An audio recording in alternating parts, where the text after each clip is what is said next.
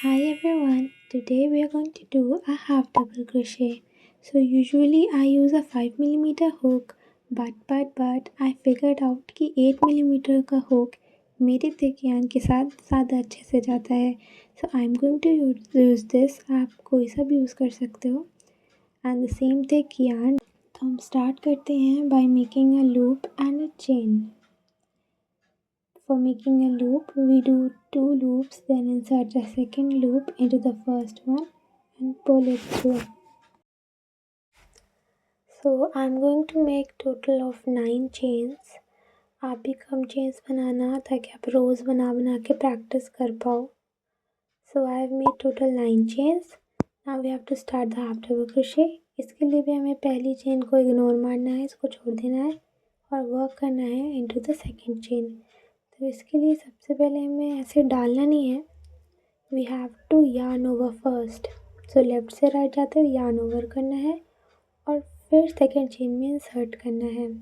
Then again left to right जाते हुए yarn over करना है और चेन में से निकाल लेना है. Then we would have 3 loops.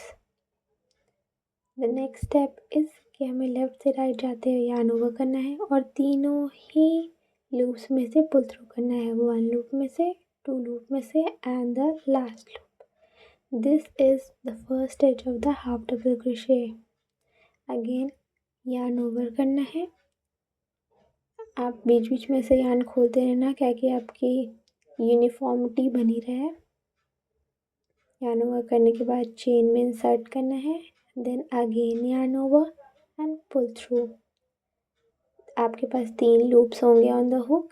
Then yarn again once again and pull through all the 3 loops.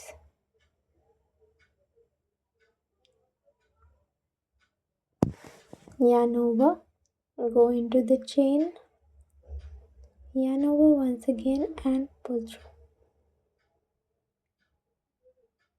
Yarn over, pull through 1, pull through 2, pull to the third one. अगर आपको तीनों में से करना टफ लग रहा है so you can use 1-1 method. Again yarn over, go into the chain, yarn over once again, pull through. 3 loops होंगे. yarn over and pull through all. आप साथ साथ में प्रैक्टिस भी करते जा सकते हो अपनी स्पीड के हिसाब से लगाकर. इन द चेन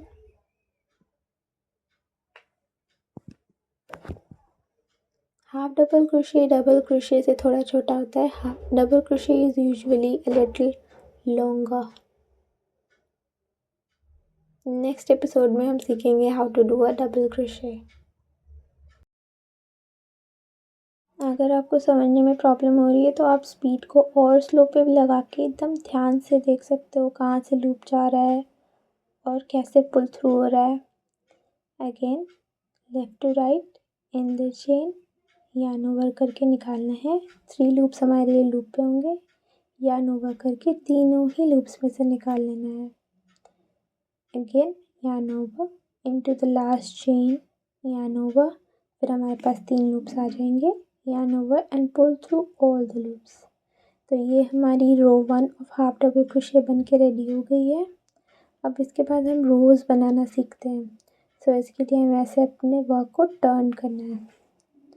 ना बहुत सारे लोग चेन 1 करके रो 2 स्टार्ट करते हैं but I don't do that because इससे इवन नहीं आती हैं edges. So what I like to do is ये फर्स्ट स्टिच में इंसर्ट करना हुक, देन yarn over करके निकालना. Then we got 2 loops. yarn over करके इन दोनों से भी निकाल देना. Now we are going to work the second row.